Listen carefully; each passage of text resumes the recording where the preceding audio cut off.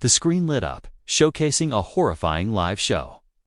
On the stage, a terrified young woman was tightly bound to a chair. Her crime? She had lost a deadly game of life, and now her existence was on auction. This monstrous spectacle was unfolding in the internet's secret realm, the dark web, where viewers across the screen cheered amid fear and thrill. The host's voice boomed. Pointing to 3 sharp weapons on a table, he issued a challenge. The viewer who sent the highest amount of money would choose the weapon to execute the girl on camera. An amount of $500 immediately flashed across the screen.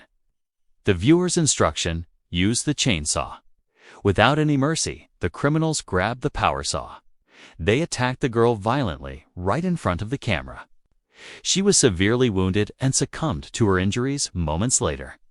This gruesome scene was live-streamed, inciting frenzy among the distant audience. News quickly reached the police. Upon arriving at the scene, they could only apprehend 2 individuals. A traumatized child was rescued from inside a nearby container, but the main operation had vanished before the police could arrive. The investigation began. Digital evidence was collected, but the host remained elusive.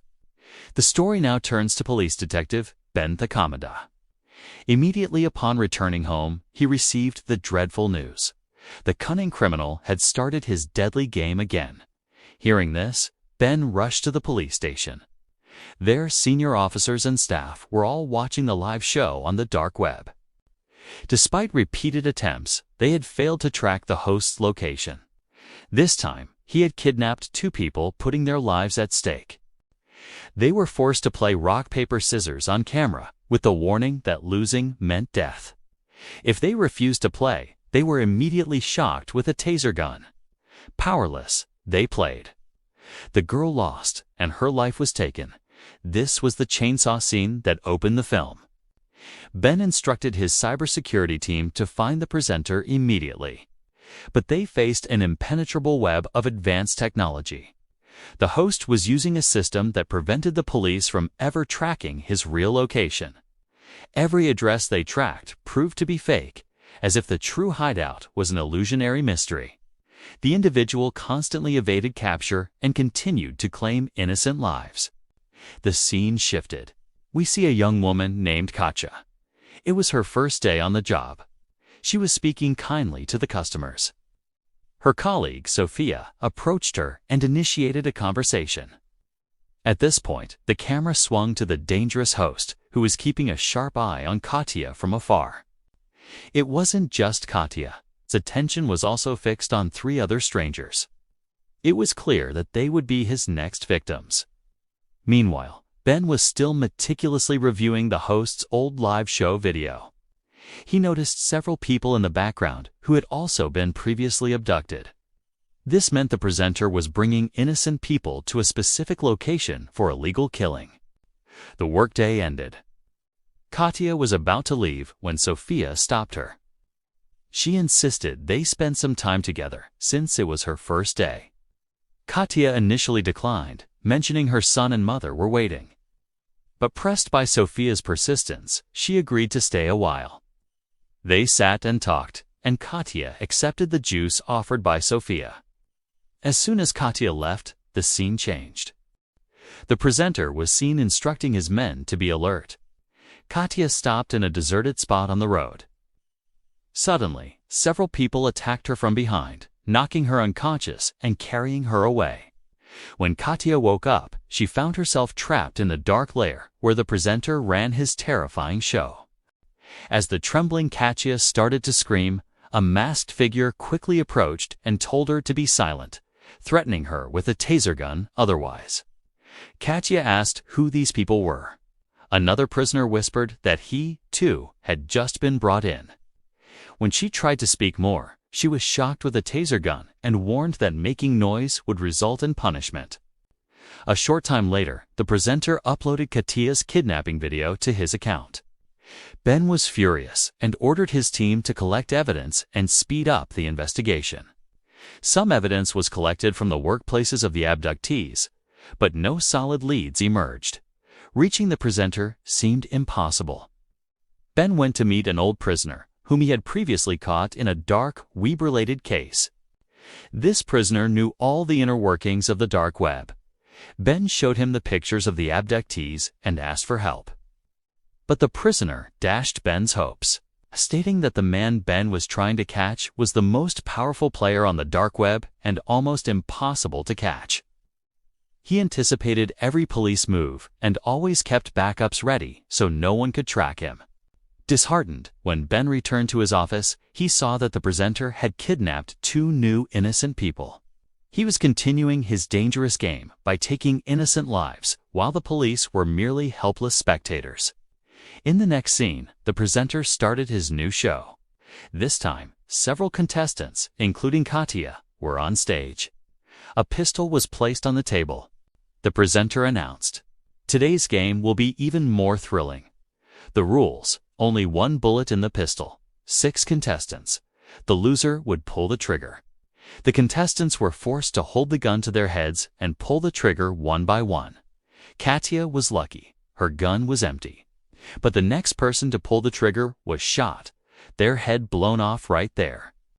The third person's gun released a flag instead of a bullet. He was declared out of the game.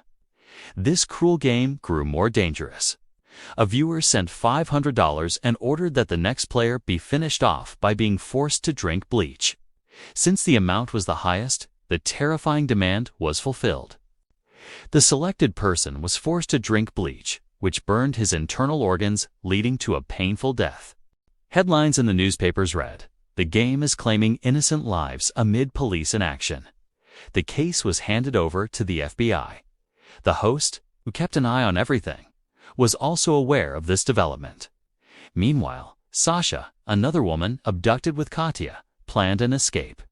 They decided to ambush the kidnappers, snatch their weapons, and flee. However, their conspiracy reached the presenter. He called Katya and sternly said, "You broke the rule. I will not punish you, but your companion, so that you regret your mistake forever and never dare to do it again." In the live feed, the captured girl was publicly whipped. The audience cheered. The FBI still hadn't found the host's hideout. Ben returned to the prisoner and asked, "What does this host really want?" The prisoner calmly replied, "He doesn't want to achieve anything. He just wants to play and spread pain. His goal is for the people of the world who enjoy cruelty and violence to like and support him." A media conference was shown, featuring embarrassed FBI officials who told reporters they still had located the criminal but would catch him soon. Ironically, a reporter among the crowd was listening intently to the conference. Ben returned home. His wife gave him the good news. They were expecting a baby girl. He should have been happy, but the case's complexity erased the smile from his face. His lack of emotion led his wife to believe he might not be happy about the child. In the next scene, the presenter showed pictures of 4 people on screen and announced that they would be his next victims the following day. This was a direct challenge to the police and a trap. Officers immediately began tracking the locations of the 4 people. Ben was swarmed by the media as soon as he reached the office. Seeing the footage of Ben, the host was surprised why was an ordinary officer so deeply involved in this case. Soon after, the host received news that Ben's mother and sister had been murdered. Ben failed to save them. Oh no. This guilt deeply wounded him. Saving innocent lives now became his sole mission. The host kidnapped all 4 individuals, including a small girl who had previously been a spectator of the show. She believed nothing bad would happen to her. But the host said coldly, "Once you enter the game, you are no longer a spectator, but prey." The dodge game began. Players threw balls at each other. Those hit were out. Only the little girl and an elderly man remained. The elderly man dropped the ball and, instead of hitting the girl, looked directly at the host and said, "If you dare, play with me. I surrender. I cannot hurt this girl." The host was furious. After several days of no broadcast, the show suddenly resumed live. The host began challenging Ben by repeatedly calling out his name on camera. He announced, This old man broke the rules, so his and the girls' lives are in danger. But Ben can save one. He must choose who lives and who dies. Officers urged Ben not to make a decision, but the host threatened, "If you don't choose, I will kill both." With no other choice, Ben quickly reached for the control panel and pressed the button for number 2. The girl was in the line of fire. As Ben pressed the button, a shot rang out and she collapsed. Ow.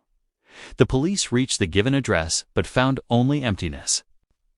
The laughing host said he deliberately gave a wrong location to evade capture. The live feed cut off. Ben and his team were consumed by regret. Ben received a package. His hands trembled as he opened it.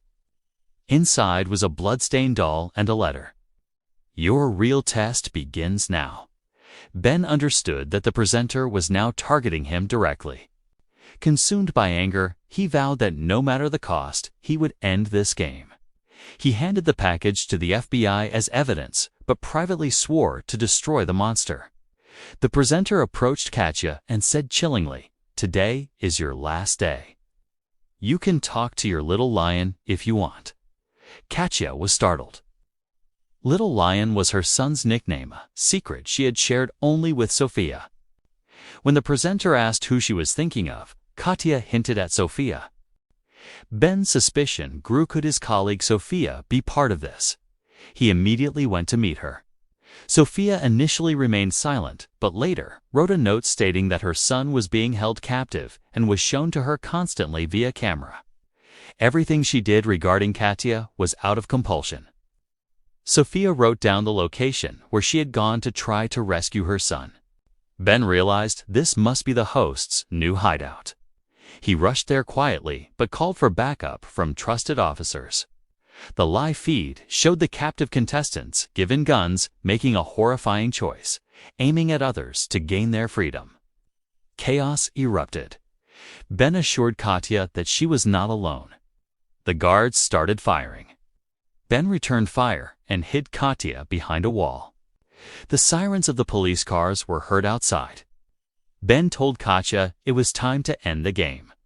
They stepped out together, but Ben was stunned to see that the person he thought was the main culprit was just an innocent girl used as a shield. Cameras were everywhere, and the presenter appeared on screen, laughing. He said, "Ben, you made the same mistake again. You came to save the innocent and endangered another." Ben trembled with guilt. The police sounds grew closer, but the presenter had already changed his location. The game was not over. The real mastermind was not the presenter, but his wife, Sophia. The woman who seemed innocent and helpless was the primary architect of the entire conspiracy. The presenter was merely her face. The true brain belonged to Sophia. She had involved Ben in the game from the start and used Katya.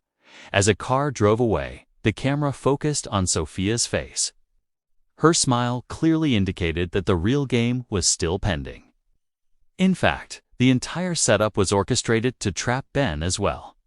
In the post-credit scene, the presenter reappeared on screen and announced, "This was just the beginning. I will return soon with season 2 of this show." The audience cheered, while for the police, it became an even greater nightmare. Thanks for watching.